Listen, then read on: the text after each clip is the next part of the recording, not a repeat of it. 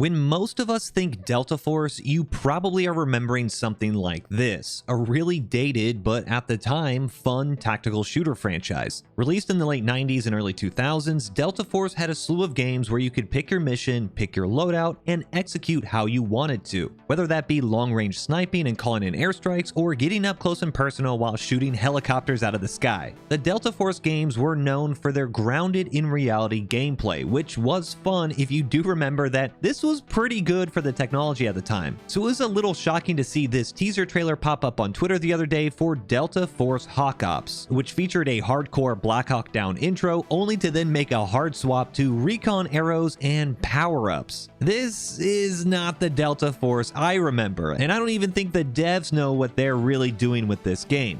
From describing the battles in Mogadishu as having quote-unquote timeless charm to deleting their original trailer from Twitter after receiving an incredibly negative response, and now announcing that one of their playable operators will be named Bee Colony, I really have no idea what in the world is about to happen with the Delta Force IP. But would it surprise you to learn that the company behind all this is Tencent? Well, say goodbye to your childhood because this is about to get weird. But before we get into that, this video is sponsored by Manscaped, the premium men's grooming brand, globally renowned for premium boxers, trimmers, and of course, ball deodorant. Remember the ball deodorant? But today I'm here with a brand new product called the Handyman. The Handyman can help you get a quick and close shave featuring a standard foil shaver as well as a long hair leveler blade in order to help knock down up to 3 days of hair growth. With Manscaped's skin-safe technology, you can help reduce nicks and cuts while shaving, and it's waterproof, which helps make cleanup quick and easy. Personally, the biggest problem area I have is my neck, and this Handyman, although nice and compact for travel, is perfect to use at home when I just need a quick cleanup and then I can get on my way. And by using code MoiDawg and clicking the link down in the description below, you will get 20% your order off of the Handyman and free shipping. Get a nice shave and save some money. Thank you again for Manscaped for sponsoring the video, and now let's get on with it.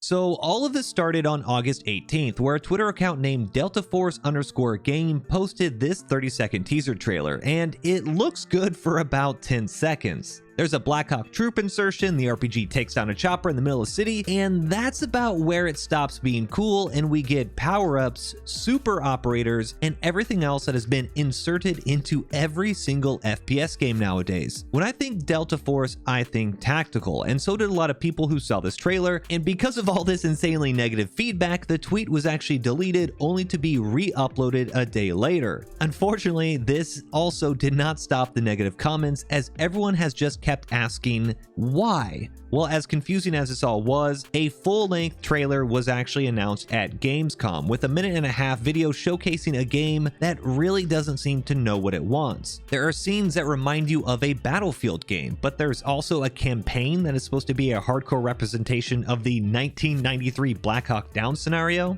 and there's even some form of a looter-shooter DMZ Tarkov game in there as well. This is all mixed up and combined with crazy operators and power-up abilities. It almost seems like if you took all of the buzzwords that got games popular over the past couple years and tried to just smash them into one single game. Delta Force Hawk Ops will have you hooked, whether you are playing on your PC, console, or mobile devices. Ah, there it is. Yep, okay. It's a mobile game. It's a mobile game. So Tencent has actually acquired the IP to Delta Force, and they have handed it over to the developers at TB Studios. And if you've never heard of TB, it's most likely because they are primarily mobile game devs, with smash hits like Saint Seiya Knights of the Zodiac, Honor Kings, and Pokemon Unite. But their biggest claim to fame is Call of Duty Mobile. COD Mobile has a huge player base, especially in markets like India and China, and just like all mobile games, it's created in a way that tries to really milk the player base through in-game purchases like loot crates and spending Call of Duty points in order to get a chance to get better weapons. These weapons, called legendaries, can cost upwards of $100 to guarantee you get one.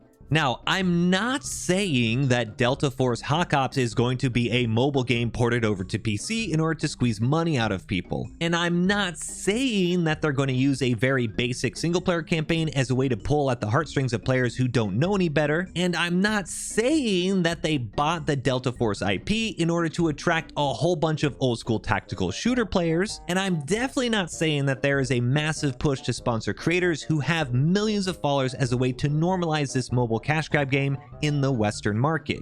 Now, once again, I'm not saying any of that, but I can see how some people may suggest it. And if you go take a look at the Delta Force website, you can see that the game itself is already using mobile game tactics by requiring pre-registrations in order to unlock in-game goodies. Things like portable med crates and enhanced painkillers, all the way up to various weapons and even something called Technique Alloy, which looks like it could be a crafting material or in-game currency. But this is just the international site. If you go to the Chinese site, you can see that Delta Force is mobile heavy, if not mobile centric. And they even ask users to connect their phones so they can get some additional rare goodies, such as 3 days of first aid kits and 20,000 of this premium currency. There are even recruit a friend bonuses for 1, 2, or 3 friends, where you'll get more crates and more currency. Now, potential monetization aside, the game itself just seems like they don't know what they want to do. The devs released a 3-minute long devlog talking about being huge fans of the IP and how they are excited to bring it back to life. Delta Force was one of the first shooters I played, and it's big.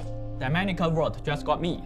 We want to bring that back to FPS games. Now, I'm going to just choose to believe for a moment that this is true, because despite how odd their responses may come off throughout this whole dev blog, it could really just be a language barrier thing, and I've got to at least give the devs props for trying to do this in English, which I'm sure was very difficult for them. Now, in saying that, however, what they are actually saying and what they are showing in both the video and in the trailers, and especially on their website, it really seems like they're talking and making 2 completely different games. Trying to maintain authenticity of Delta Force operators and then talking about overload modes or calling one B colony, which might just be some weird translation, it just doesn't add up. And I just keep thinking back to how all of this will most likely be used as a way to generate money with cool gadgets or pay-to-win weapons and new borderline overpowered operators in the future. These game modes like Hazard Operations, which seems to be like a DMZ or Tarkov looter shooter, get in there, loot with as much as you can, and you make a whole bunch of profit, or Havoc Warfare, which feels a lot like a Battlefield 2042. Maybe you have some objectives, you fight over them, the games can last 10-15 minutes. All of this seems like those who spend the most money are going to have the best operators, they're going to have the best weapons, and they're going to make the most out of these game modes. I don't necessarily have an issue for something like a Hazard Operations where it's a 3-man co-op team, but when you're talking about Havoc Warfare, which is going to be a multiplayer, as they say, immersive experience with vehicles and infantry,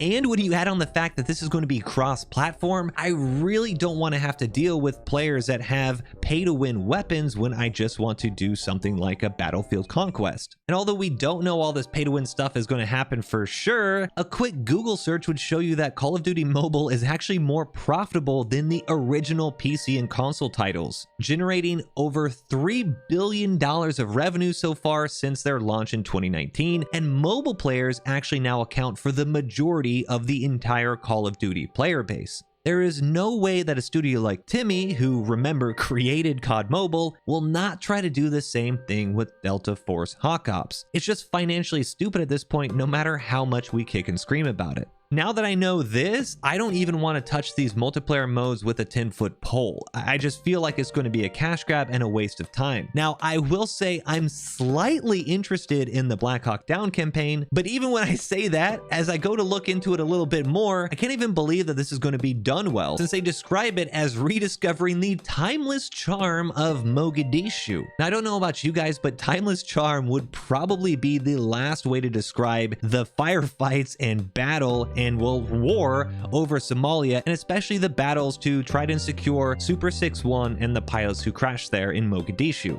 This whole thing just feels weird, and I wouldn't be surprised if they're just trying to shoehorn in it in order to attract that Delta Force audience and hope that maybe, just maybe, they can kind of scam people into then getting into the multiplayer side after playing single player. For those of y'all that are interested, sure, follow along Delta Force Hawk Ops. I mean, I'm going to be at least paying attention to it and see what other crazy things come out of this game, but I would be extremely careful about getting your hopes up for both the single player and multiplayer game modes. And I wouldn't be surprised if this completely devolves into a free-to-play pay-to-win cash grab, since it does look like Tencent is trying to get this mobile market and try to shove this type of monetization into the PC and console gaming market as well. But what do you guys think? Am I crazy? Am I off the deep end? And you think Delta Force is actually worth a try? Were you happy to see the IP back, or are you now maybe a little underwhelmed or even sad? Let me know in the comments below, and if you liked the video, give it a thumbs up and subscribe for more. But that's it for me. Until next time, peace.